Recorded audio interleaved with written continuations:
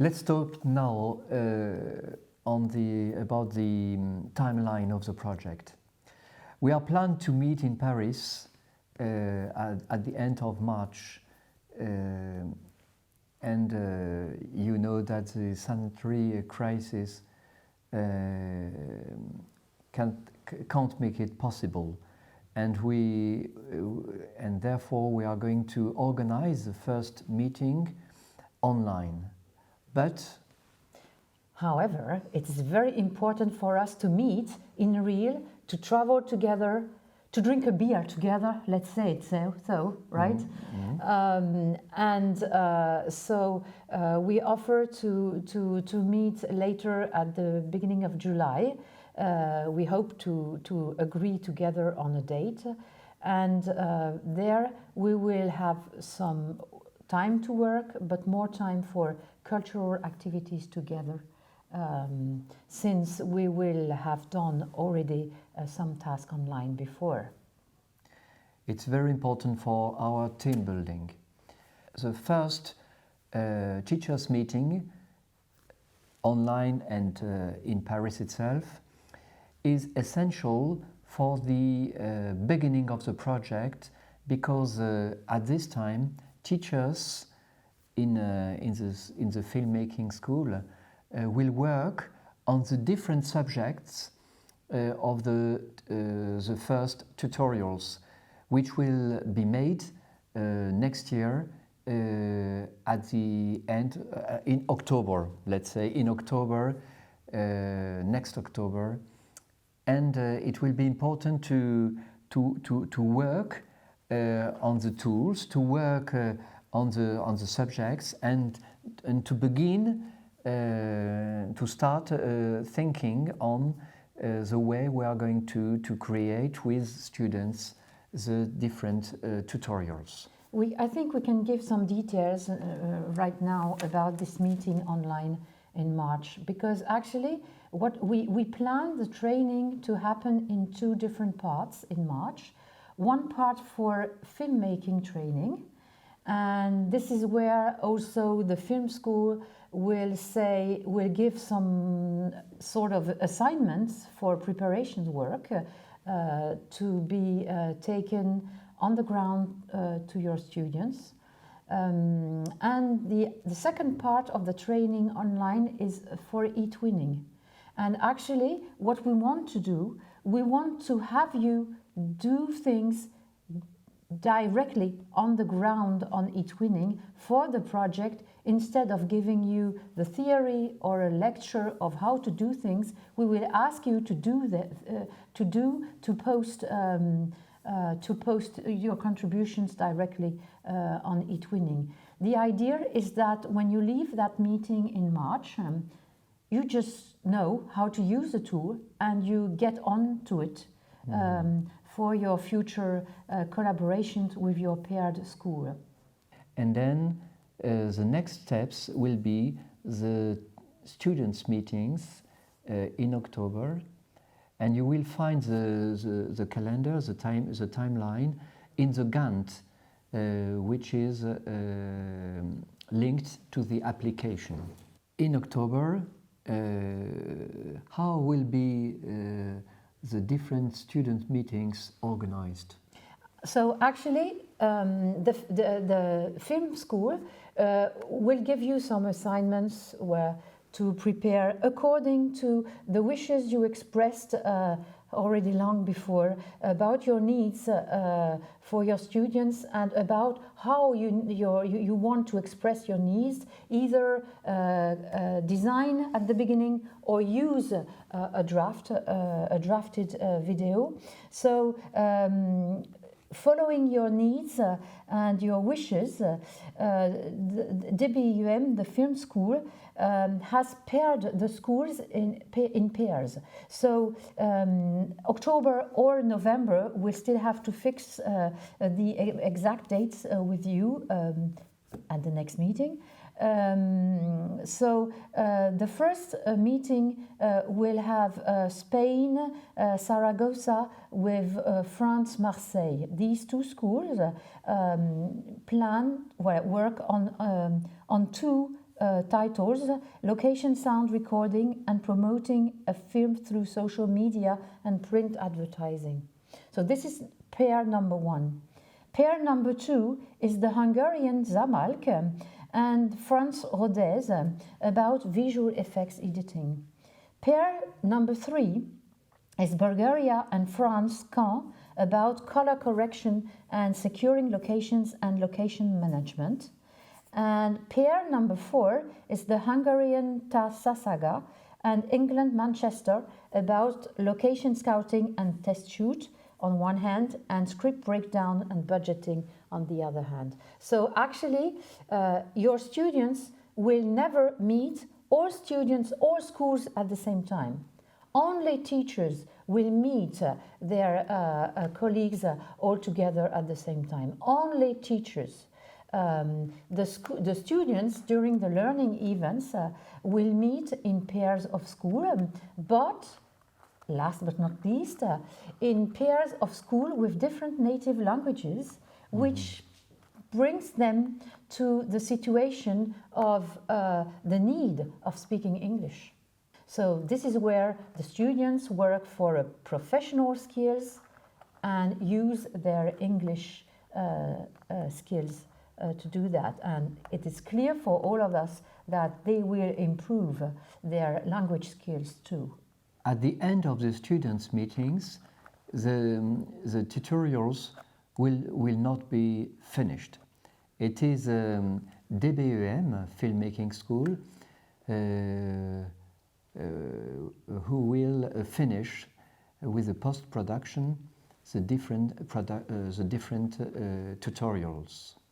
And after this, 4 partners have been chosen to translate the different tutorials in the different languages. In Spanish, in Hungarian, in Bulgarian, and in French. That's it. Afterwards, there will be in March 2022, we will meet again, and we hope really in Paris for the second teachers' meetings, and then it will be the same. It will be different because we will deep the different tools, for example, and we will focus on the next subjects for the next tutorials, which will be made with students at the beginning of the next school year. And of course, we will see all the calendar, all the timeline at the first meeting at the first online meeting next in a couple of days. So actually, in March 22 is actually planned this teachers' meeting. Let's call it this way, okay? And then this will be mid-project, so we'll have already a lot to share by the mid-project, a lot feedback on experience and what we want to improve, what we want to keep, and so on. And also for our organization's tours, also what is too difficult, what is time-consuming, what is not efficient, and how can we do it better. And from March to the end of the school year, to June 22, that's preparation task for the meetings, so online on eTwinning, and that for the next learning meeting in November 22, which Danielle will probably detail. However, let me say right now, pairs of school are staying the same. So in November 22, the same pairs of schools will meet 2 by 2 in Paris.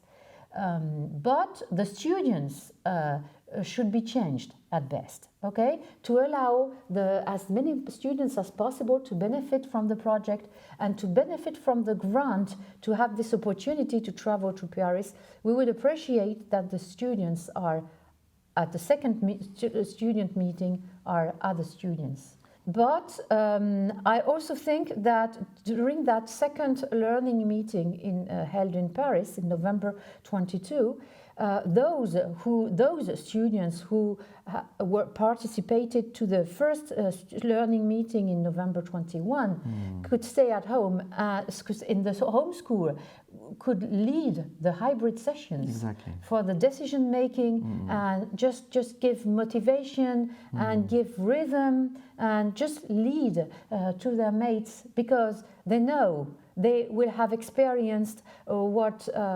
their schoolmates are having right at the moment in Paris. So it will be very important that more and more students participate to the project in different ways, and that as you said, Odile, that the energy, the creative energy of this project could be wider and wider.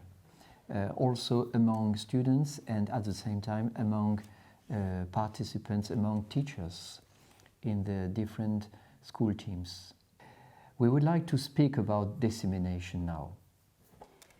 So dissemination here overtakes two separate aspects. I would say the most maybe time-consuming for you teachers is probably when you will have to organize a multiplier event. It is called this way. A multiplier event should be organized sometime between December and December 22 and January 23. This is where you organize in your country, from your school, you organize an event where you will disseminate the project result. In this case, you will show the tutorials, you will show the MOOC, and for this you will have to organize an event. It can be a seminar, but you have to invite local people interested in the fields of education, educating to medias and film editing, and you have to invite responsible persons in charge of missions in these fields of film editing and or education, for them to know as professionals that these tutorials do exist as a free open line source, and that the goal of this multiplier event is that you give your guest, you give them the motivation to use for themselves and for their students, and to enlarge the scope of the tutorials. So this is the first aspect of dissemination. Important, okay? If you have some expenses there, I mean short expenses, but still expenses there, the grant has planned, foreseen some short expenses to be covered for organizing such multiplier events. One aspect. The second aspect is throughout the ongoing of the project. So starting from right now, starting from the very beginning, you have to tell your colleagues, to tell parents, families, to tell when you're going to other schools to present your school, to tell about the project, and this is something. So we always think of having an article in the newspaper, for example, or having an interview at the radio. These are fine, but all those other experiences of telling about the project. Let me say, for example, the next teachers' meeting in your school. The next teachers' meeting in your school, you will inform the whole school community about the project, and this you will think of doing this because you are on the ground of your school. What you have to bear in mind simultaneously is that you should report to us about that. It is called, in the Erasmus language, the dissemination plan. And you should tell us that on On April 24, teachers meeting in your school. So let's say P5 school had teachers meeting, and to the whole staff, 150 staff, the project has been presented just by saying. And in this case, there is no proof. There is no article, there is no recorded interview, there is just your word saying that you've informed the whole community about the project. Even that, we need to know this. And we will give you some spreadsheets where you will report on 24th of April 2021, sorry. So school P5, teachers meeting, 150 staff were there, presentation of the project. Call for help or for contributions.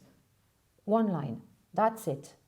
But it's the list of all these lines, of all your presentations of the project that make up, at the end of the 2 years, that make up a complete dissemination plan. So families meeting, teachers meeting, school presentation to future school students, and of course press, article, the press, radio, any media, any way that is available to you and that is feasible for you. At the beginning of the project, DBEM will create a teaser about the project, which can be used by all partners to make the project known by everyone in the different communities. I think we thought it was important to make it start simply. Actually, the first place to tell about the project, the very first place that is actually almost compulsory for everyone, is the school website. Because the idea of having a teaser actually is to give a short video presenting the project, just a call for participants, sort of a call for participants, and we meant it to be posted as a live document for your school website. And then by doing this, you refer to the dissemination plan, and you write in there, okay, 2nd of April, we post the teaser on the school website, and the school website has so many, maybe, I don't know, 200 visitors a month, for example. Okay, but at each time you have a date, you have what you did, and you had a measure of the impact. How many people, how many visitors, how many readers? It's not one by one, of course. It's just to give an idea of the measurement of the targets. Another point about dissemination. We will give you what the Erasmus agency calls a graphic kit. Actually, besides your school logos on your documents, you will be able to post the Erasmus logo. And the use of these logos are regulated by law for some important aspects. And so I'm not a professional for this. I have the film school for this. This document will be posted, where will be the access will be given to you, and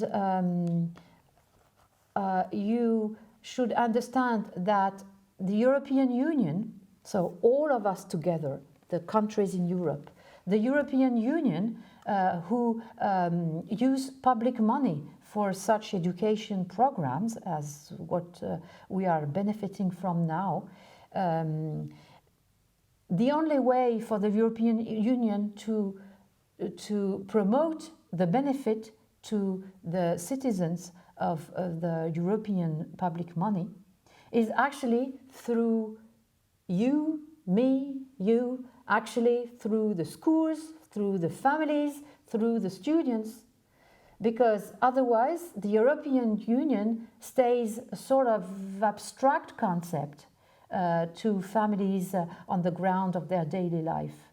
So when you will promote some document, you should always keep in mind that you should always mention the Erasmus grant and the eTwinning platform, because this is given for free to the citizens, and the citizens should always be informed by you teachers talking about your students to their parents or to your staff.